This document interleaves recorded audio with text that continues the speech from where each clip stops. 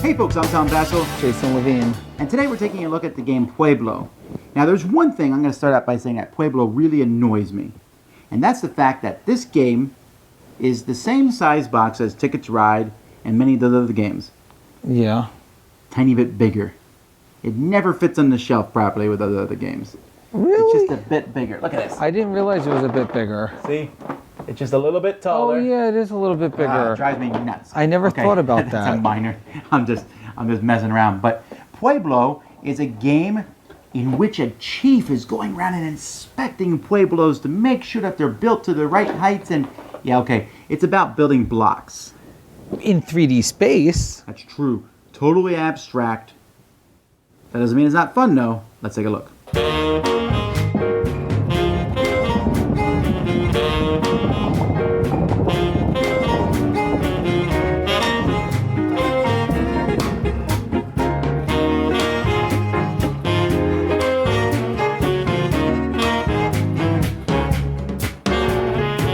Depending on how many players are playing the game will depend how many of these blocks you get. So this is a 4-player game. You'll have more blocks if you're playing with 2 or 3.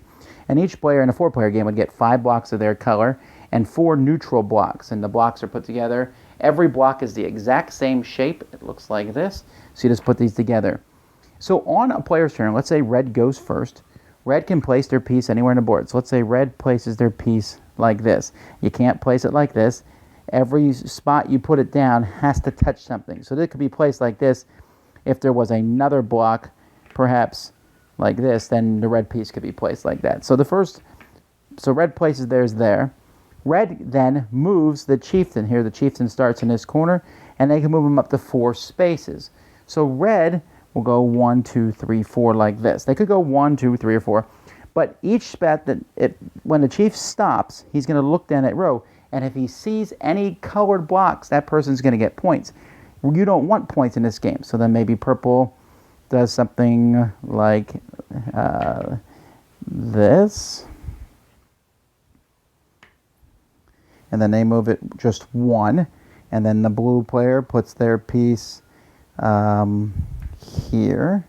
And then they move it 1, 2, 3, 4. When the chief lands on a corner, you look down in that quadrant and you get a point for every one. So there's nothing going on right now. And then blue maybe will put their piece like this because they want to hide theirs. And they go 1, 2, 3. And at this point, we look and the chief can see a light blue block on level 1. It can see a light blue block on level 2. So that's 1 point plus 2 points for the light blue player. Light blue player gets 3 points. Again, you don't want points. Now we're back to the red player. Now red player takes one of their blocks that's put together and they can use either the neutral block or the red block. And then on their next turn, whichever one they don't use. So the red one sees that they're about to be seen here. So the red one's going to try to use a neutral block maybe to cover what they're doing here. So maybe they place it like that, the neutral block. And then they move it 1, 2, 3. And you can still see a purple there. So purple would get 1 point. And this is the way it's going to go by. You can see that once you're forced to put blocks up on this 3rd and 4th level, if the chieftain sees you're going to get 3 or 4 points, which can be very dangerous. And the game is going to be, and you're going to be putting blocks all over the board and slowly building a structure. Now, when the last player places their block, there's one final round. Wherever the chieftain is, you'll put this little white disc underneath them. And then the chieftain's going to go around 1 space at a time, around the whole board, and give points. Points from the corner looking above, and points from each spot.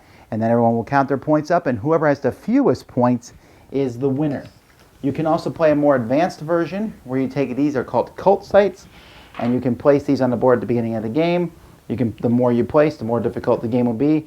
And these are simply spots where you're not allowed to put anything on top of. You can also bid points away to get turn order. Now I treat Pueblo as a completely abstract game. Just because it is the Indians here going around and checking things out as you go around and the chieftains looking at the different buildings. It's a abstract game. What I find fascinating about this game is all these blocks are the exact same shape. Yes. And yet it feels like you have a lot of different ways. And you always find that, oh man, it doesn't seem to fit in the way I want it to fit in. And I like how the 2 of the blocks fit together like this, which is pretty cool. Yes. And these neutral blocks are really intriguing to me. The game itself is pretty thinky. Yes. Because if you put a block out, you're sitting there thinking, okay, how far will the chieftain move?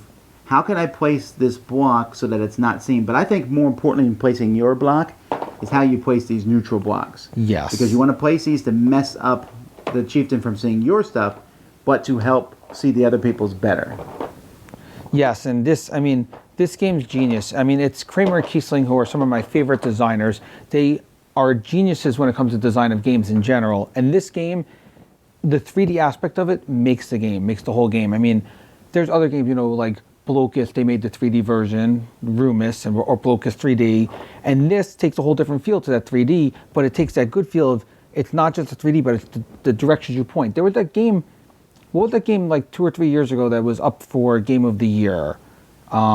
Where you both built from different sides and had to match the pattern. Oh, yeah, I don't remember. La Boca. La Boca, you're right. And this is even better than La Boca because you have to deal not just from each side, but you have to deal from all the sides around as the guy goes around. And sometimes from above when he gets to the corner. So yes. You think about that. There's several things you're thinking about.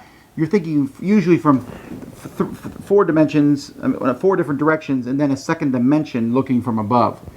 The quality of these blocks is really good. They're made up of really nice plastic. They feel good. You like having these chunky blocks and moving them around. And I think the game actually works really well with all the number of players, 2, 3, and 4. You can play a really tight 2-player game of this. Exactly. In the rules themselves, if you want to, you can play a pro version, which I've played before. I don't normally play these pro versions, but in a pro version, you stick on these cult sites where they're going to block some of the stuff. And since I have played with these cult sites before, you put one of these on the board, it messes everything up. You put a lot and it really messes up. You put 2 or 3 and it's really hard to build on that board because you can't go on top of those sites. But I also like at the beginning of the game, you're auctioning to basically, you are bidding points. Yes. And because there are some people who hold that certain number of whoever goes first has an advantage in this game, which they do to some degree, right? Yeah.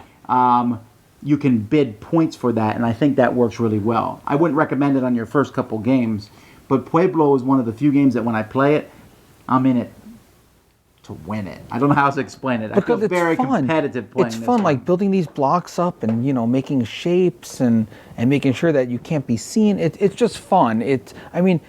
This Setting is it up so meaty. the next guy has to go to the 4th level, which is awful. To go to the I 4th know. level. Oh. And if you play with these little cult site type things, that's going to happen. Yes. When you're up high, you're like, oh no, I'm up high, I'm the worst, and I'm going to lose points, and that's it. But sometimes I put them up on the 4th level because yes, it's up on that 4th level, but the chance of them being seen, just based on where the guy is and how you move him, and sometimes I'll skim by him and I'll count it out, and I'm like, and I'll be like, I could hop twice. by and never actually have that column checked.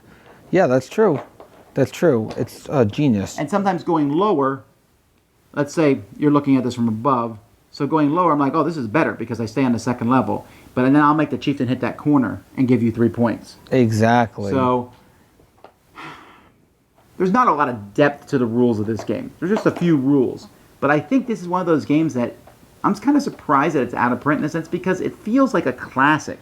It feels like a game that is, one that people should be talking about in 20, 30 years because it's one of those games that fits that a minute to learn, a lifetime to master type of thing. No, it really does. It does. So what would you give this as an awesomeness rating? Honestly, awesomeness rating of 8. I love the blocks. I love playing with them. I love the depth perception, and anything in 3D makes it cooler. Yeah, I'm going to agree with Jason here. I would also give it an 8. It's one of my favorite of the abstract genre. I like of course, I looked here in the rule book. It's the Hopi Indians. I like that motif, right? Again, the theme isn't there, but I like how that looks and how that's added and that kind of thing, the board.